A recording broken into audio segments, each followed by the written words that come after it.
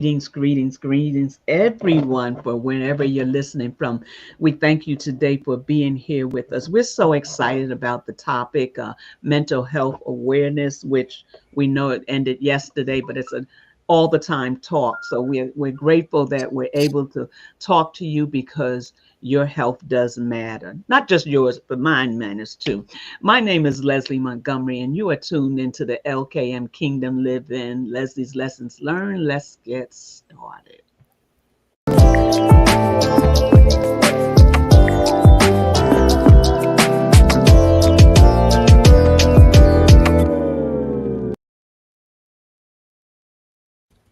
So today I had the fabulous three beautiful women with me.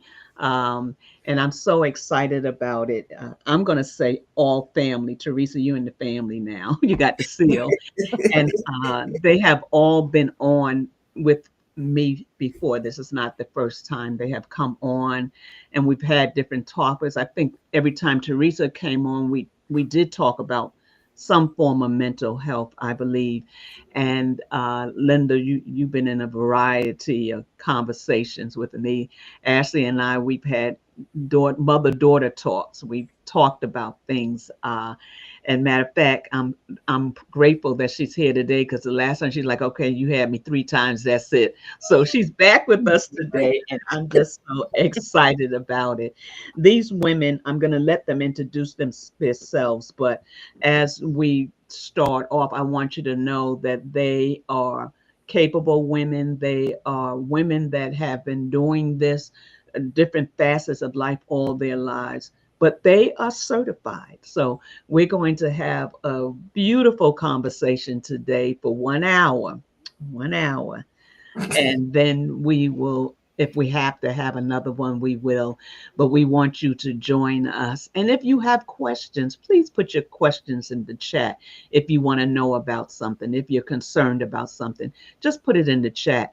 And also take a moment, hit that like sign, hit that subscribe sign, and share. So as we get started, I want to say welcome, welcome, welcome. So before we get started, I want you ladies to introduce yourself as we go along. Ashley, you're at the top, so let's start with you. Hello, everyone. I am Ashley. Well, you see up here professionally, I'm Ashley Williamson, but my last name is Walker. And I am an associate professional counselor that I'm about to get my license, my full license. So that's coming up real soon. And then I'll be dual licensed. So um, that is who I am. I'm Leslie's daughter. That's my mama. And I don't know what else to say. Thank you. So, Teresa, I'm gonna let you introduce yourself. Teresa and Linda and I are also a part of a 1212 community, and we're up at 4:30 in the morning, and we're on sometime to 7 in the morning because so many different issues and life facets, things that we talk about. And I know for me, it has extremely helped me to identify who I am and to deal with issues in my life. But Teresa, introduce yourself.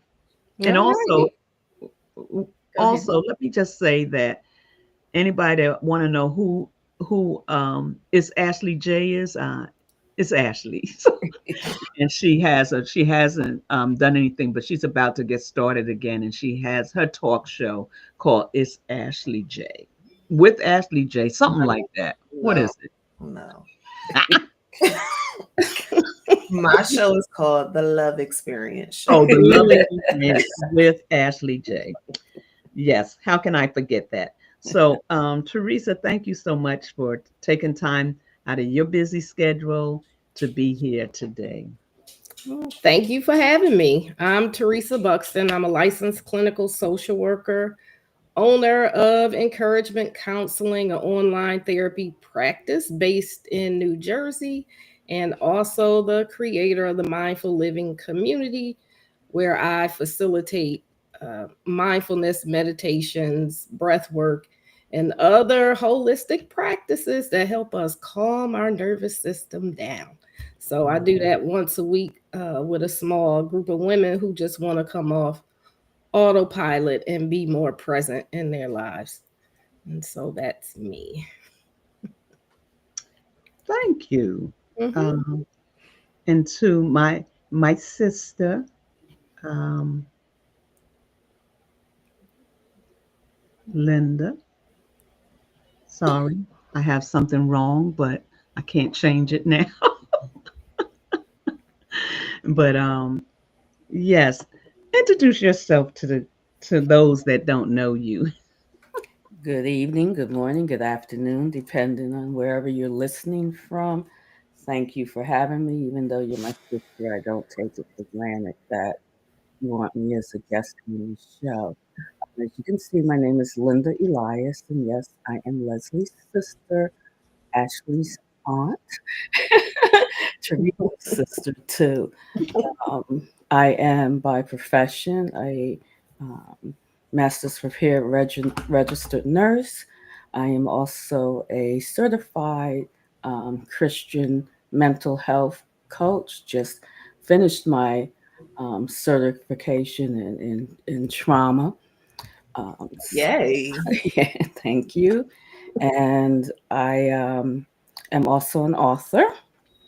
As a matter of fact, we are all published authors, even though they didn't Yes. say it. I am a author, and I am the creator, founder of Thriving in Grace LLC. Wonderful, wonderful. My name is Leslie Montgomery, and I am the creator and founder of a LKM Kingdom Living Leslie's Lessons Learned. Like I said, I was telling them this morning, I don't have all them letters behind my name, but I do have LKM. What is it? LLL for Leslie's Lessons. LIFE for life. Life, yes, the most important. Yeah. So I want to Practice. welcome those that, hey, Tiff and Mhm. Dana and others that are here. Thank you so much for joining us. And we're going to have a conversation. And I'm going to start with the person that just wouldn't let it go about doing this on Leslie's Lessons Learned. And Teresa, I believe that you had your heart was set on this for a purpose and a reason. And I want you to take a minute and tell us what was on your heart. I know mental health is important. Mhm. Ashley and I was having a conversation yesterday, and she was trying to explain to me how to say it because I was saying, but everybody doesn't have mental health, and she was trying to explain to me that everybody might not have. Say what you told me, Ashley. How you said it. I said everyone has mental health. Everybody may not have healthy coping skills to deal with the challenges they're experiencing. Yeah. So, um, Teresa, just take a moment and talk to us. Sure. Well, it was on my heart to, for Mental Health Awareness Month, do something. I'm not really a social media person. And so you might see me, I'll do a flurry of things and then I'm gone for another year and a half. But this year I wanted to do something, and God put on my heart to talk about therapy.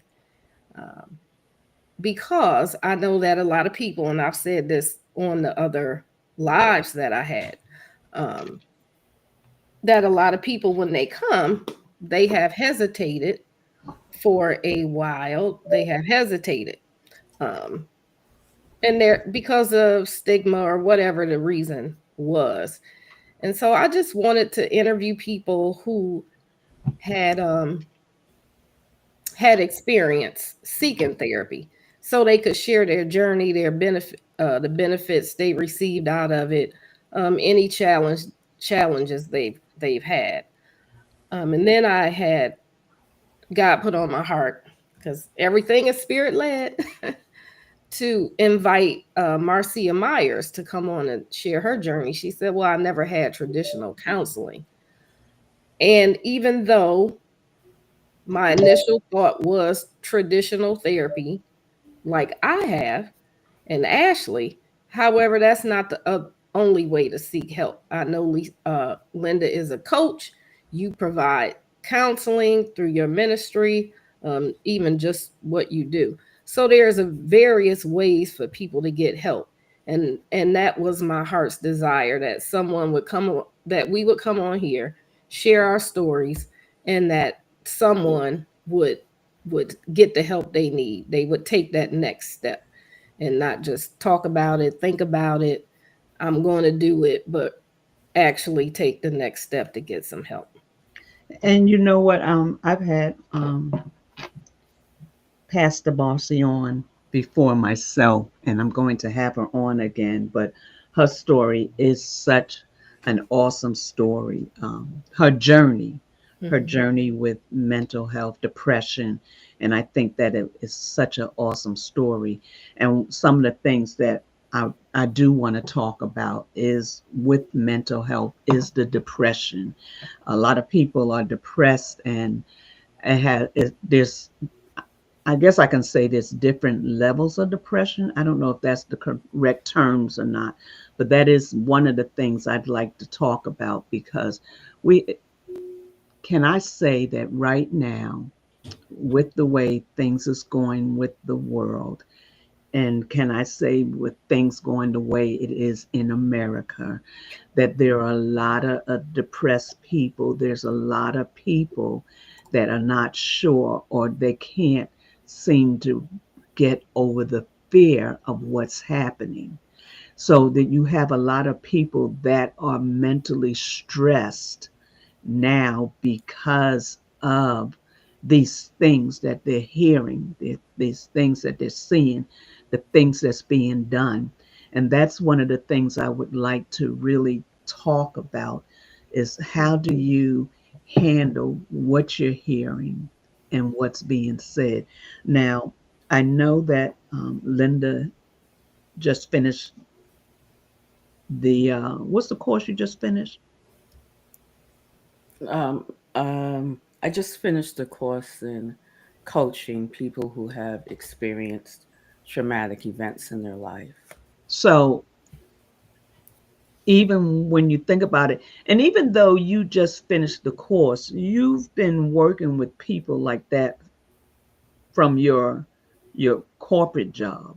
Sure, yeah. I've had the certification as a Christian mental health coach for over a year.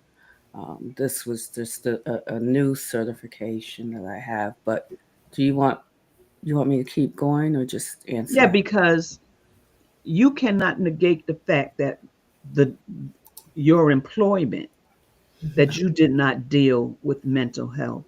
Teresa talked about it, that she dealt with it a little bit, but you had how many years dealing with people with mental health that was behind bars? So Yeah, that's even a whole nother area, if sure. you could say that you had the experience in.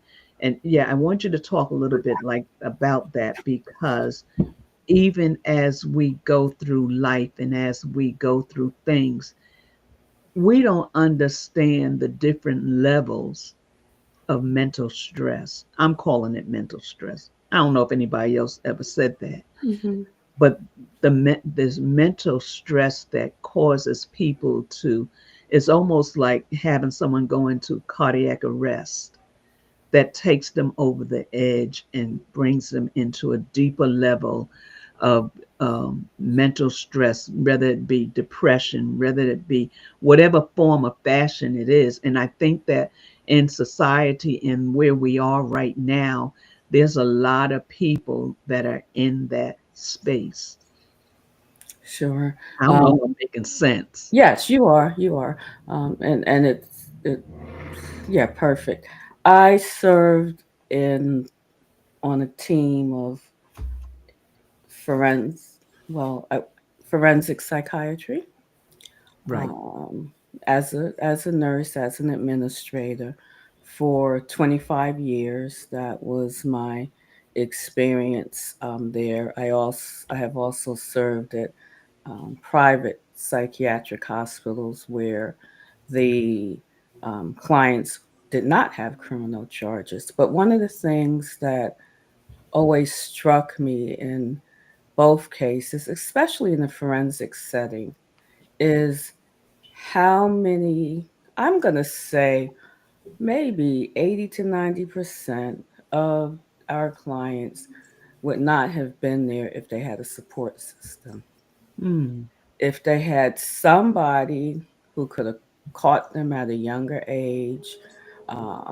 Many of them, there's generations of mental illness that never got help. If someone could have walked alongside them and helped them to get to the next step and make better decisions. Ashley, you said it beautifully that um, everybody does have mental health, but not everybody has healthy coping skills. And when you think about coaching, we may think about sports or other types of coaching, and I see mental health coaching in the same vein. You've what you have, you have. You already have the skill, you already have the potential, but you need somebody to help you get to your full potential. So there are people who have done seen the psychiatrist, have taken the meds, have seen the therapist, and they may still be seeing both, but they need someone to walk alongside them to help them take the next steps in their plan, Mm. not my plan, but their plan. Yeah. Where do you see yourself? Where is it that you would like to get to? And say, okay, let's walk that walk together.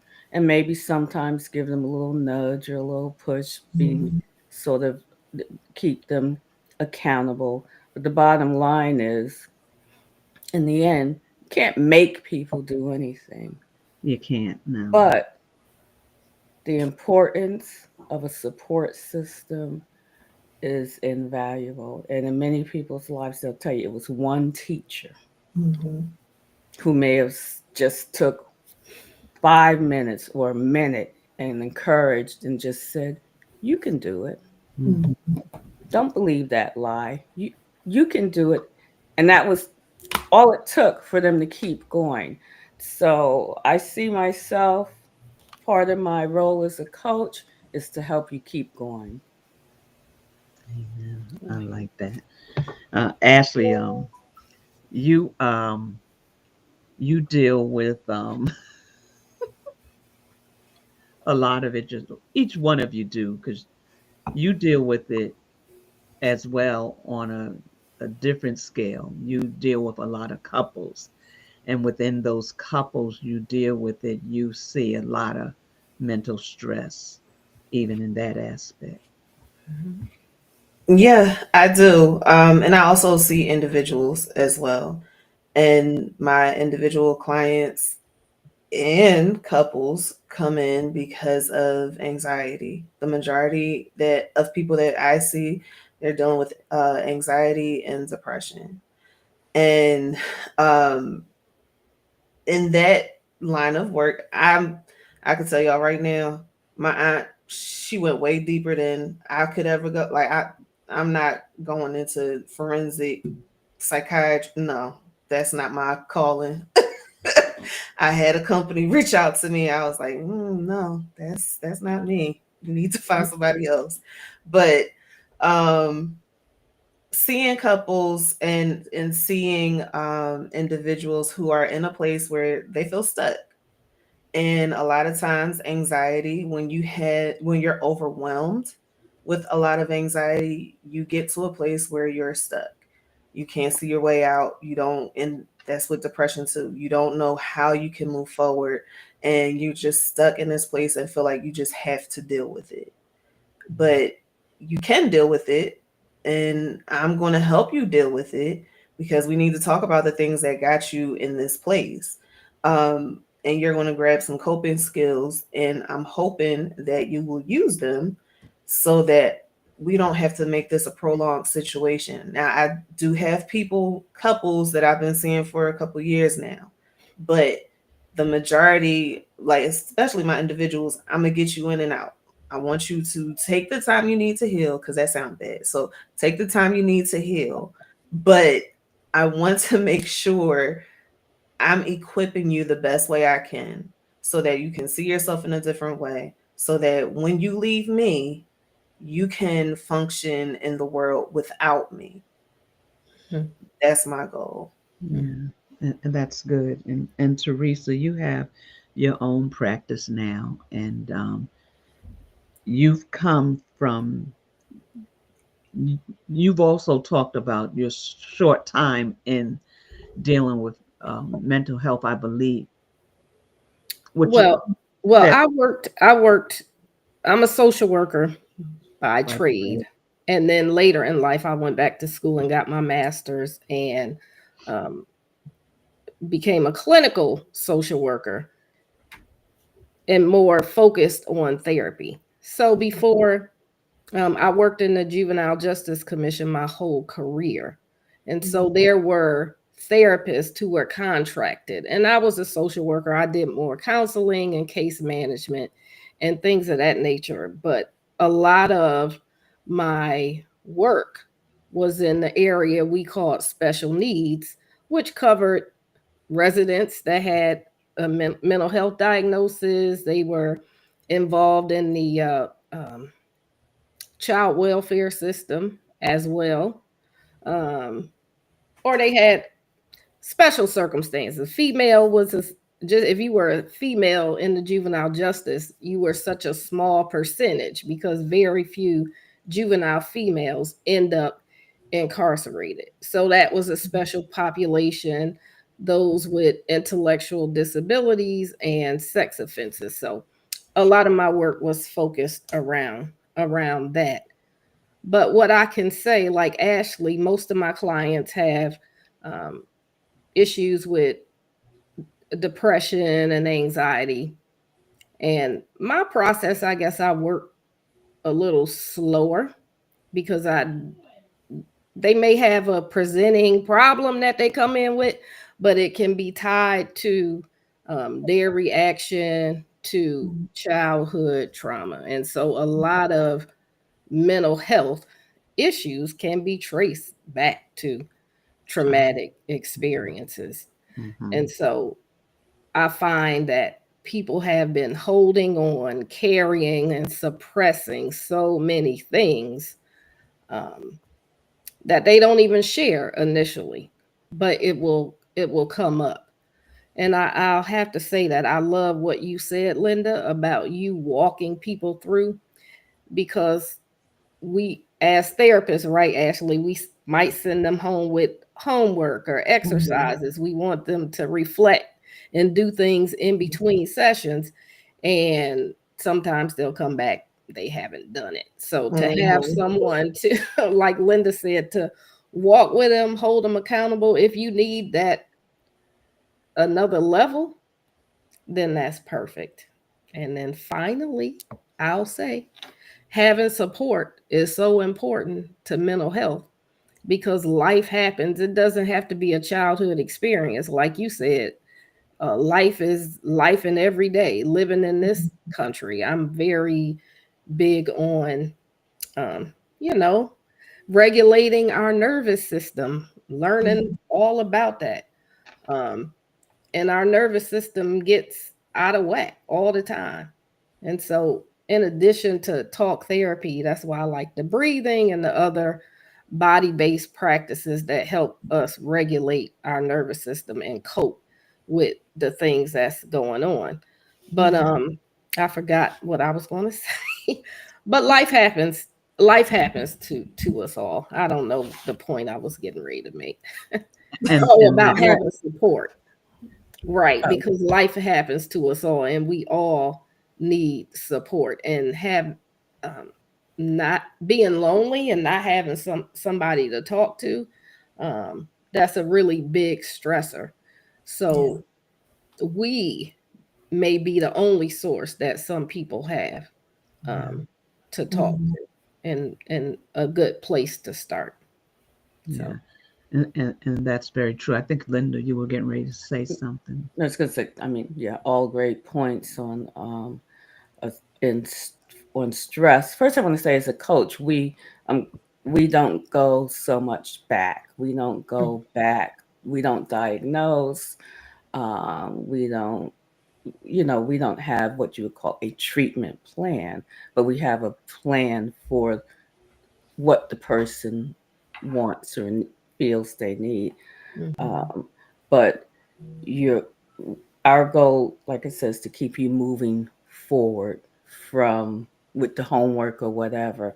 But stress is one of my my things, one of my soapboxes, and that started in nursing school when we would take exams. If there was a question that asked what exacerbates this disease, and I didn't know, if I didn't know the answer for sure, or unless I knew there was another answer, if stress was one of the options, I always pick stress. And I don't remember ever being wrong. We don't realize how much stress destroys us spiritually, emotionally, physically, and even financially if you're a stress spender or what, if that's how you get your relief. And especially chronic stress.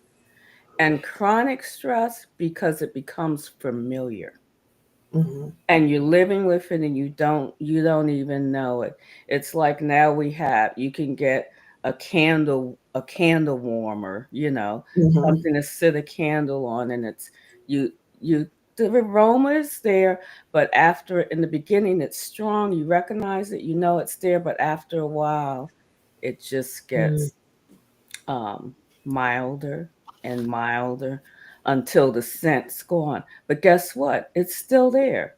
It's still on that warmer. It's still melting. It's still changing form, but it's so familiar, you don't even realize it's there. And that's what chronic stress does. By the time you realize it's there, you've got high blood pressure, your cholesterol's out of whack, you got diabetes, and think of just about anything when you've got chronic stress. And I'll stop there. But I just want to make that point of how stress is taken lightly sometimes because it becomes so familiar, especially living in this time, as you said, Leslie, that you almost go numb to protect yourself. But guess what? It's still there. That's good. Also, Linda has written a book um, called Burn the Box and Surrender the Ashes. If anybody's interested, this can also help you um, kind of put some things in place. You can get it on Amazon, Linda Elias, and you can email her, and she'll make sure you get it. But uh, I think that the mentioned in the book, I wasn't mentioned. I do celebrate you, but because it taps into so many different areas and makes you really deal with certain areas. A lot of things that we go through and people go through is because they haven't dealt with it. Teresa, to go from dealing with children to adults, that's a whole nother balance right there. Going from being in the system with children to dealing with adults. Now, I know a lot of times when you talk to the adults, it's like you talking to a child. And that's not to offend anybody, but when you listen to people talk, you can also know about the fact that they never dealt with things as a child. They were never taught how to deal with things as a child. And they were never taught the fact that you have issues that you need to deal with from childhood, and that's in Christendom as well as out of Christendom. And in Christendom, I think is a lot more visible because people don't know that they're really having their problems, and that is all covered with, as with Jesus. So we shout over it, we dance over it, we respond the way we respond because um, Jesus is going to make it all right, but we never face ourselves and the issues that we have. And I think that that's a lot in the church because back in the day they taught us you don't need a therapist, you just need Jesus. And because of that, people, I'll say, of color have still today shy away from getting professional help. And they're still standing back saying that it's going to work, it's going to work, and it's going to work. Um, I'm going to be able to deal with this after a while. After a while never comes because you don't want to face what you've gone through. You don't want to face sometimes what you've done. There's people that have done things to other people that have put them in mental stress because they hurt, because somebody disappointed them, because somebody rejected them. And that's not, I'm talking about the church world now, but that's not just the church world. People are hurting because they've been rejected. People are hurting and they hurt other people because someone walked out of their lives. Just so many different things. Now people are hurting because their livelihood is being challenged.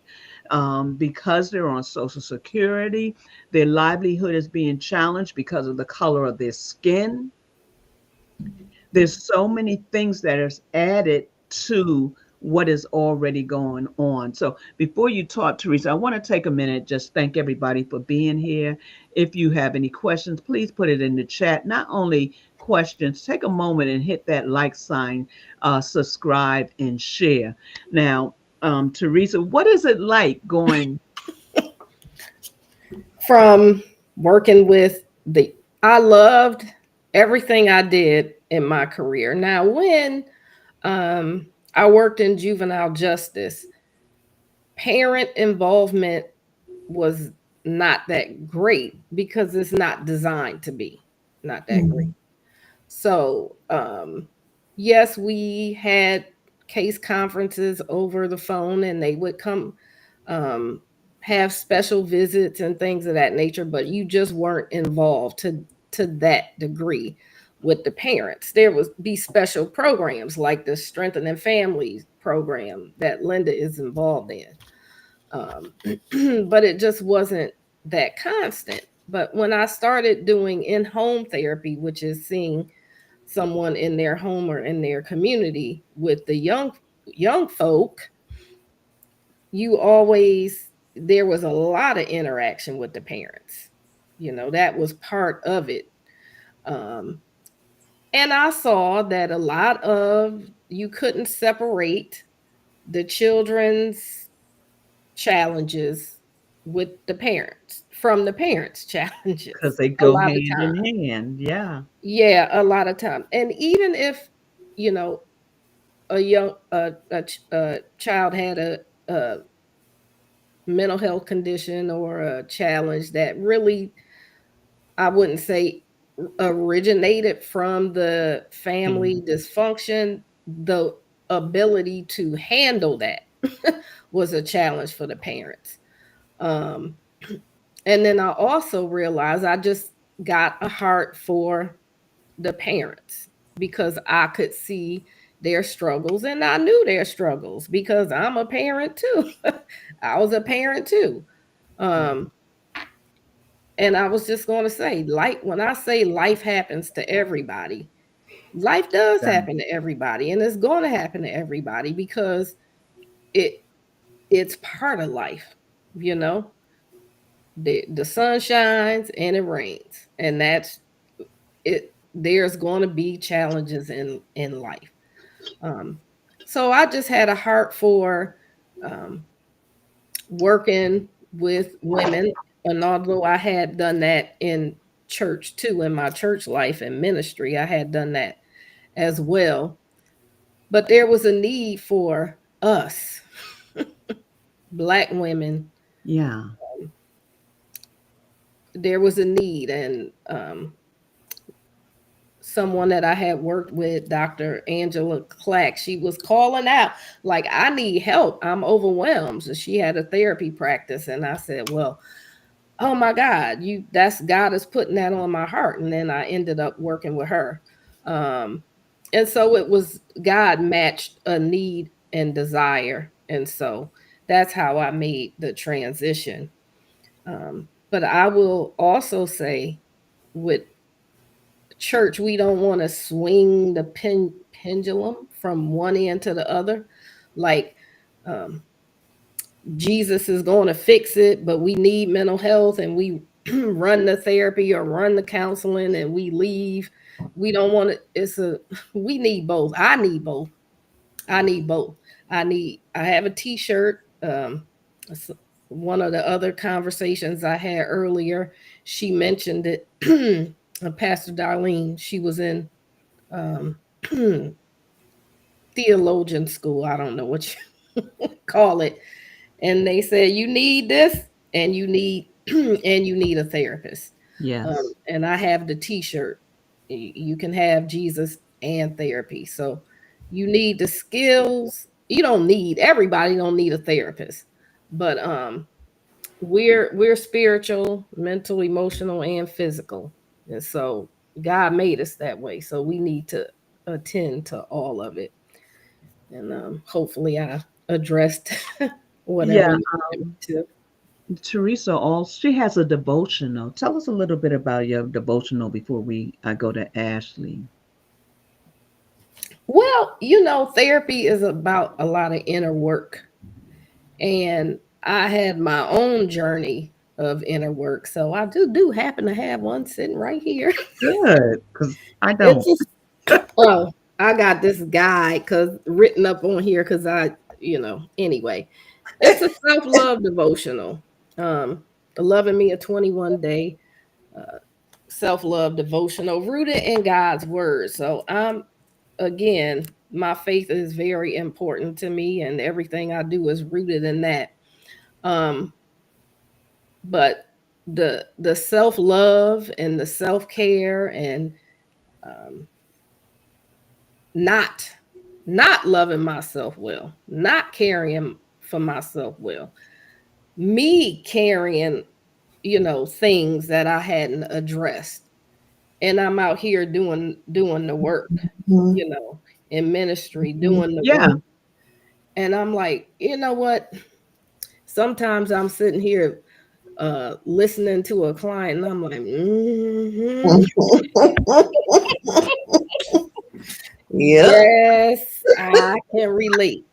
um so it is just my journey of dealing, God ministering to me spiritually, mentally, and physically on how to love myself. And I say it's a journey, because I'm still on it. I can still love myself more. I can still care for myself more. And that is the answer to stress. And I don't want to talk too much, but one thing Linda said, I think you said, and Linda addresses it in her book, The Little Foxes. It can be the little things that we don't attend to that eat us up on the inside and break us down. But Mhm. on the other hand, it is the little things, the little coping skills, the little things that we can do that can make such a difference in our mental health. How can taking deep breaths be so powerful? But it is that Mhm. stopping, pausing, or being quiet and going within yourself, being able to sit still and let that junk come up is powerful. Just having a positive affirmation and saying, um, gratitude or being grateful for something. All of that is powerful. So um, it's the little things and that can weigh us down, but it's the little things that can bring us up too. Yeah, and I think it's important.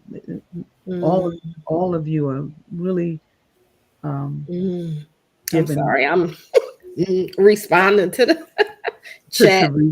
to Janice, but it's important that we understand all these things, and all of this is goes back to the saying, it takes a village. Mm, It takes a village to not just you can't have a dysfunctional village to help you through dysfunction.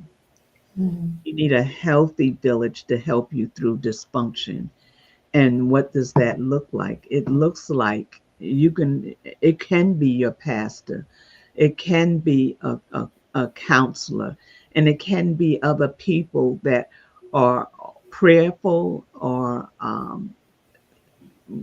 seeking to help you to have a better, healthy life, because your mental health does matter. So we talk about, even in the 5 a.m. call with Alicia Johnson, we talk about spiritually, mentally, and physically. All those areas take it calls a foundation. Getting mental health helps you with your foundation, understanding that it's okay. I was saying this morning, I was talking about my husband, and I said every time someone that could help him got close to him, he ran from it.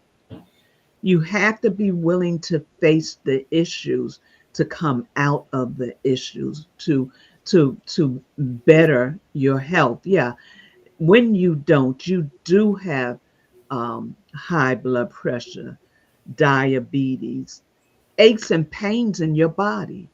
The heart, the heart can't take the stress that we put on it, because we're broken, because we're hurting, because we don't know how to deal with things. So everything is internal. We mm, carry it internal. We go through, like Teresa was saying about going through in church, and we go through life with all these pains and smiling on the outside. And when we respond, our response is saying, I need help on the inside. mm, But we don't get the help because we have already put in our mind why we don't need help. We have already put in place, that's for somebody else. I don't need that. When actuality, you might just need that. And excuse me, you might go to a counselor, and the counselor might say, um, you don't need this. This is what you need. This is what you need to deal with. And so it takes a lot of things to make us healthy, but we have to understand what those things are. Ashley, how do you deal with your couples and making them understand that? Because now we're talking about two in a room with two people, two different mindsets, two different issues, and they're mm. coming for help for one thing. It's a relationship, not what needs to be dealt with each other. So, in theory, with couples counseling, the relationship is the client, not the couple. And as a therapist, yes, I sit there and I listen to what they both are having issues with.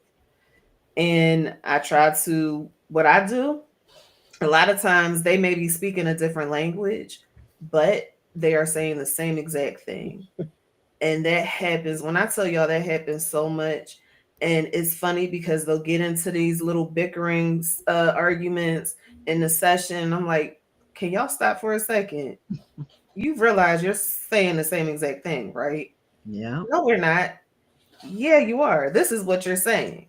So that I find helps them to kind of pause and reflect on how they can change the way they're seeing the issue, because a lot of times they'll come into an office and they are fighting each other. And I always tell them this, and this I got a little bit from school, but also I'm gonna shout out one of my other aunts that you don't battle each other.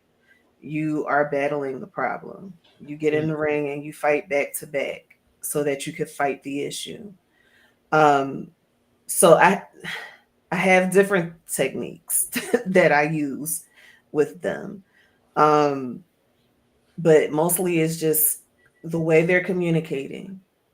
And I believe that when couples get into these arguments, that those arguments, especially the explosive arguments, it's just pent up anxiety. So what I do for couples when I'm working with them with communication, I will also give them a relaxation technique or coping skills for anxiety. And I will tell them, listen, you have to use these. Pick one from this list and use it. And we'll practice it in the office or, in the session. And we just pick one and use it. So when you have those moments where the discussion is starting to go left, you can separate for a little bit, use your coping skill, come back in the agreed upon time to address the issue. If you can't come up with a resolution, come up with a compromise. And go ahead, ask your question. Well, there's a question up here for you, but Yes. the thing that one of the things that I recognize with dealing with couples, and you mentioned it, is getting them to understand that they're saying and doing the same thing. Once you get past that part of letting them come face to face with that, then you can work with them in other areas. And most times when they come, they don't even realize that they are working against each other because they're doing the same thing. So it's like they're doing it one way, they're doing it another way, but it's still the same thing. So the question here is, Ashley, does that happen because they aren't hearing, of course, each other because both are on the offense? And then she said, or maybe I should say defense. And yes, because each person is right. The husband's right, the wife is right. Everybody's right.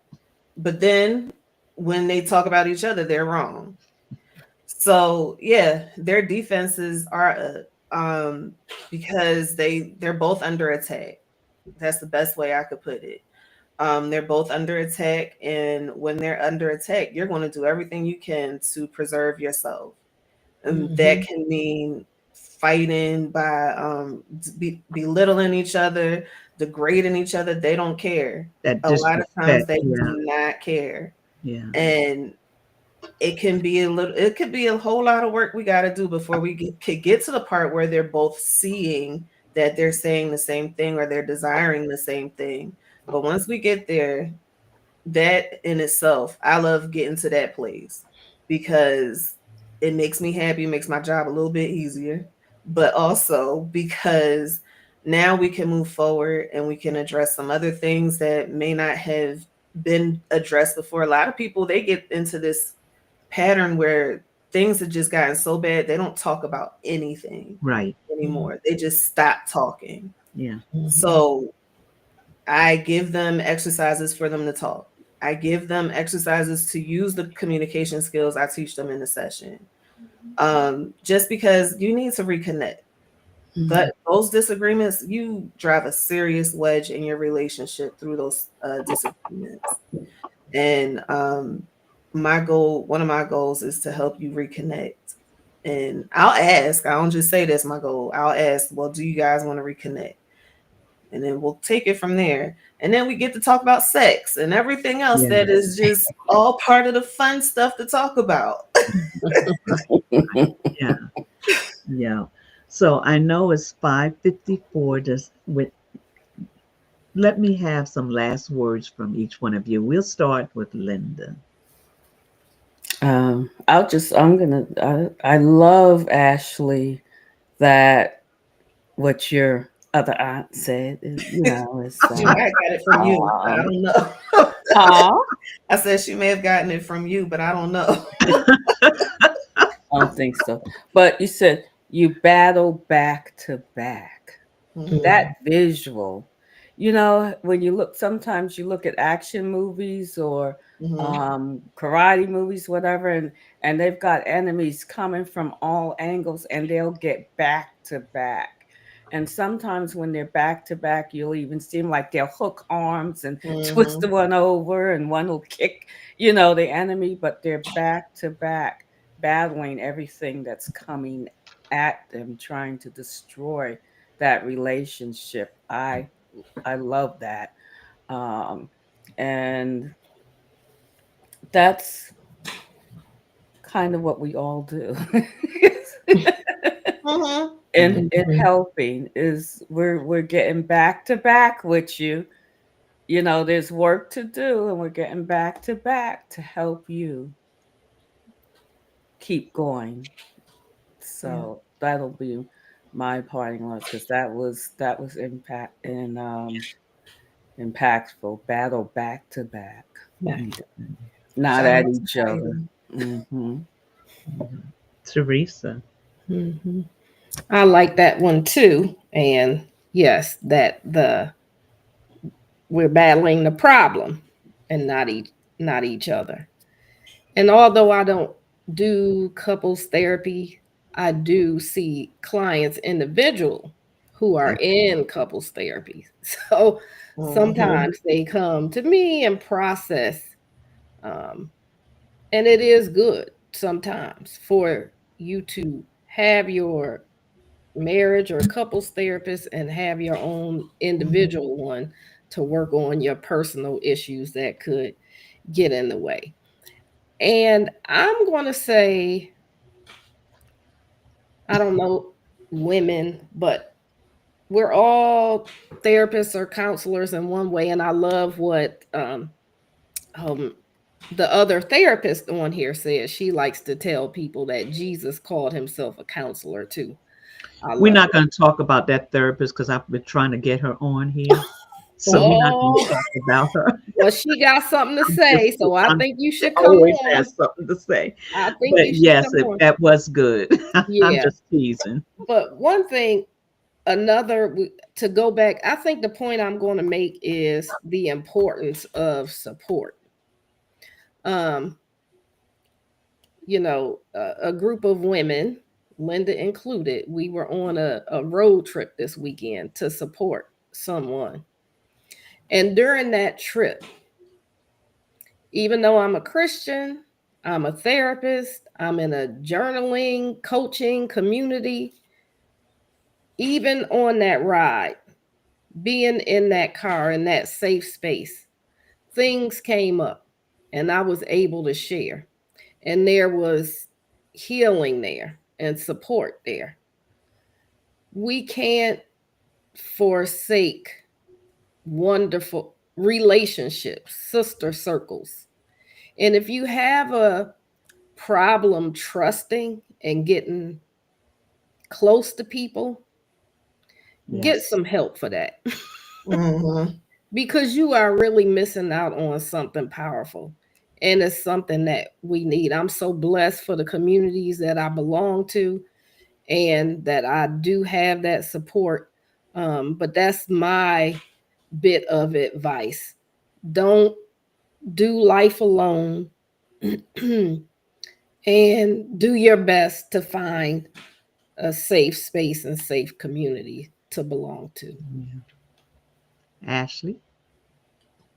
Well, just to kind of piggyback off of what Teresa said, one of the things that I do, I strongly recommend the couples when they start couples counseling with me is to get an individual therapist, because there's things that will come up for you that we won't be able to work on in couples counseling. Right.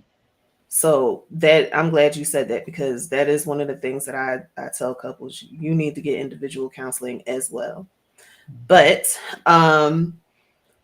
what I guess my closing words would be, sometimes things are not as bad as you feel like they are. in the moment. It's so easy for you to be wrapped up in where you are at that moment that you feel like the world is crashing in. But it may not be that bad. Right. People are often surprised when I say it's not that bad. And they're like, "Really?" Yeah. I've seen worse. So just it doesn't matter where you are. Just if you need help, get the help. Even if you feel like you just need a few sessions just to talk something through, that could be done as well. Just get the help. If you need the help, just get it. Don't sit on it. Don't maintain this black thought that you don't need therapy, because I would say we 1000% do need therapy with all of the things that we deal with. So definitely get the help you need. Yeah. I want to thank each and every one of you. I want to thank our guest that's been chiming in. Pastor Daphne said we need to do a Zoom version next time. I think that'd be a good idea. So I'm going to work on that if you ladies are willing to come back again. And, I have this morning host which Sundays is not always good for her, but she's been chiming in a lot this on in the chat. So I hope that when we do it, she will be able to be a part of it as well. And the other therapist, I'm not going to call her name, Dana. I've been trying to get her as well because um, we're here to help. We're not here to badger. We're not here to do anything but other than love you, help you, and let you know it's okay to get help. If you're broken, it's okay. Don't keep running life broken.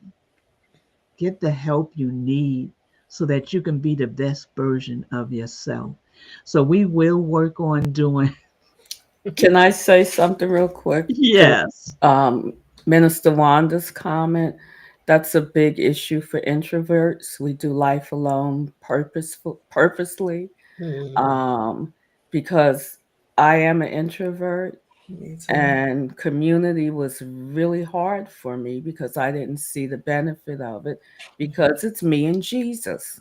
That's the relationship that I want to fight back to back with. And that's, forever. But yes, you hear my husband. It's It's time 6 to go. o'clock, Linda. She's But, going on a date, y'all. but yes.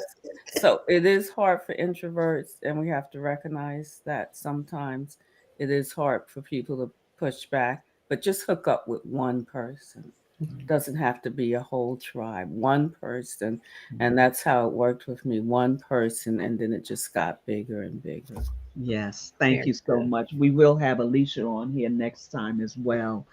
She has been such beneficial and helpful to us to understand who we are personally. So until we meet again, the next time it will be on a Zoom call, and we'll get together and get a date. We love you guys. We want to see the best for you. Telling my sister, enjoy your date. And Yeah, for the rest of you, get some rest. I love you, and we will see you soon.